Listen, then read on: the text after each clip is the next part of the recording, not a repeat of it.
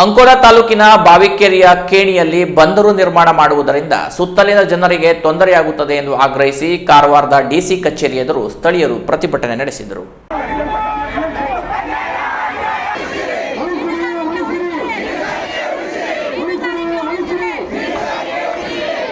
ಶ್ರೀಕಾಂತ್ ದುರ್ಗೇಕರ್ ಮಾತನಾಡಿ, ಈ ಗ್ರಾಮ ಪಂಚಾಯತ್ ವ್ಯಾಪ್ತಿಯ ಸಮುದ್ರದಲ್ಲಿ 5 ನಾಟಿಕಲ್ ಮೈಲ ದೂರದಲ್ಲಿ ಈಗಾಗಲೇ ಕಾಮಗಾರಿಯ ಸರ್ವೆ ಕಾರ್ಯ ನಡೆಸುತ್ತಿದ್ದಾರೆ. ಇದರಿಂದ ಮೀನುಗಾರಿಕೆ ಮಾಡುವ ಯಾಂತ್ರಿಕ ದೋಣಿ, ಪಾತಿಗಳಿಗೆ, ಬೋಟುಗಳಿಗೆ ಮೀನುಗಾರಿಕೆ ಮಾಡಲು ತುಂಬಾ ತೊಂದರೆದಾಯಕವಾಗಿದೆ. ಕಂಪನಿಯವರು ಹಾಕಿರುವ ಗುರುತಿನ ಕಲ್ಲುಗಳಿಂದ ಬಲೆಗಳು ಹರಿದು ನಷ್ಟವಾಗುತ್ತಿದೆ. ಇದರಿಂದ ಮೀನುಗಾರಿಕೆ ಮಾಡಲು ಮೀನುಗಾರರಿಗೆ ಸಮಸ್ಯೆಯಾಗುತ್ತಿದೆ.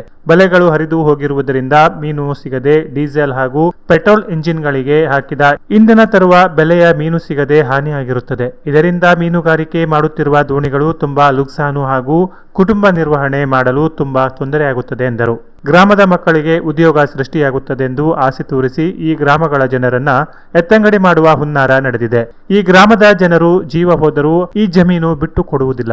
ಎಷ್ಟೇ ನೌಕರಿ ಹಾಗೂ ಉದ್ಯೋಗ ಪರಿಹಾರ ನೀಡುತ್ತೇವೆ ಎಂದು ಹೇಳಿದರೂ ನಾವು ಬಿಟ್ಟು ಕೊಡುವುದಿಲ್ಲ ಹಾಗೂ ಬಂದರು ಮಾಡಲು ನಮ್ಮ ಒಪ್ಪಿಗೆ ಇಲ್ಲ ಎಂದರು.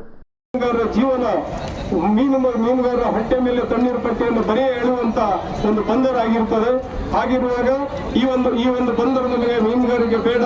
ಈ ಬಂದರಿನಿಂದ ನಮಗೆ ಮೀನುಗಾರಿಕೆಗೆ ವಾಲ್ಗೋಡೆ ಹಾಕಿ ಮೀನುಗಾರಿಕೆ ಮಾಡುವುದನ್ನು ತಡೆಗಟ್ಟುವ ಒಂದು ವ್ಯವಸ್ಥೆ ಹುನ್ನಾರ ನಡೆದಿದೆ. ಹಾಗಾಗಿ 2023ರಿಂದ ಸರ್ವೆ ಯಾರಿಗೂ ಮಾಹಿತಿ ಇಲ್ಲದ ಒಂದು ತಾಲೂಕು ಆಡಳಿತವಾಗಲಿ ಜಿಲ್ಲಾ ಆಡಳಿತಕ್ಕಾಗಲಿ ಮಾಹಿತಿ ಇಲ್ಲದ ಒಂದು ಸರ್ವೆ ಕಾರ್ಯ ನಡೀತಾ ಇದೆ. ಈಗಾಗಲೇ GPS ಪಾಯಿಂಟ್ ಮೂಲಕ ಅಲ್ಲಿ ಏನು ಸಿಮೆಂಟ್ ಒಂದು ಪಾಯಿಂಟ್ ಮಾಡ್ತಿದ್ದಾರೆ.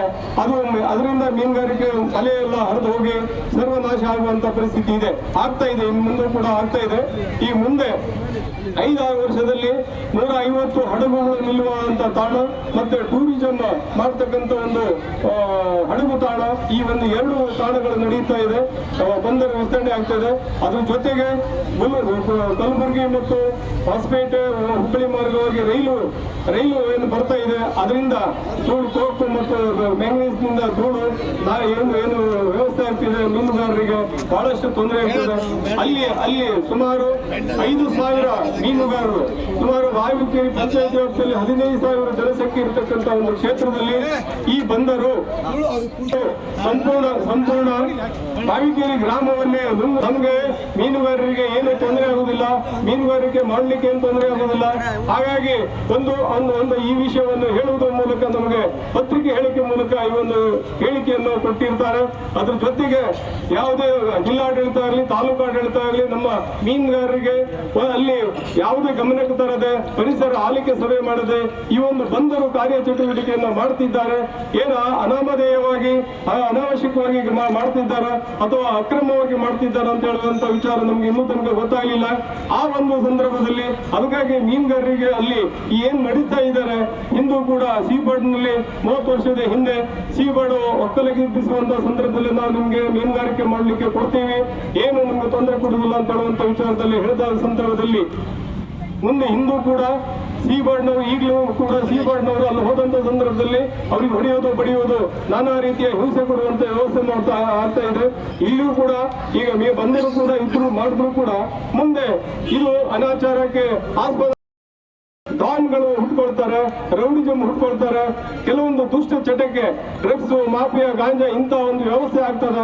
ಅದ್ರ ಜೊತೆಗೆ ಈ ಕಲಬುರಗಿಯಿಂದ ಮ್ಯಾಂಗನೀಸ್ ಧೂಳು ಬಂದಿರುವುದರಿಂದ ಅಲ್ಲಿಯ ಅನೇಕ ರೋಗಗಳಿಗೆ ತುತ್ತಾಗುವಂತ ವ್ಯವಸ್ಥೆ ಕಾಣ್ತಾ ಇದೆ. ಹಾಗಾಗಿ ಇನ್ನು ಮುಂದೆ ಈ ಒಂದು ಬಂದರು ಅಂಕೋಲಾ ತಾಲೂಕಿನ ಬಾವಿಕೆರೆ ಗ್ರಾಮದಲ್ಲಿ ಕೇಣಿಯ ಒಂದು ಕಚೇರಿಯಲ್ಲಿ ಏನು ಬಂದರು ನಿರ್ಮಾಣ ಆಗ್ತಾ ಇದೆ ಅವೆಲ್ಲ ನಮಗೆ ಈಗ ಬೇಡವೇ ಬೇಡ. ಎಲ್ಲ ಗ್ರಾಮಸ್ಥರು ನಾವು ಒಕ್ಕಲಿನಿಂದ ಹೇಳ್ತಿದ್ದೇವೆ. ಹೂವಾ ಖಂಡೇಕರ್, ಉದಯ ನಾಯಕ್, ಸಂಜೀವ್ ಎಸ್, ಚಂದ್ರಕಾಂತ್ ಹರಿಕಂತ್ರ ಮೊದಲಾದವರು ಇದ್ದರು. Canara plus news, Karwar.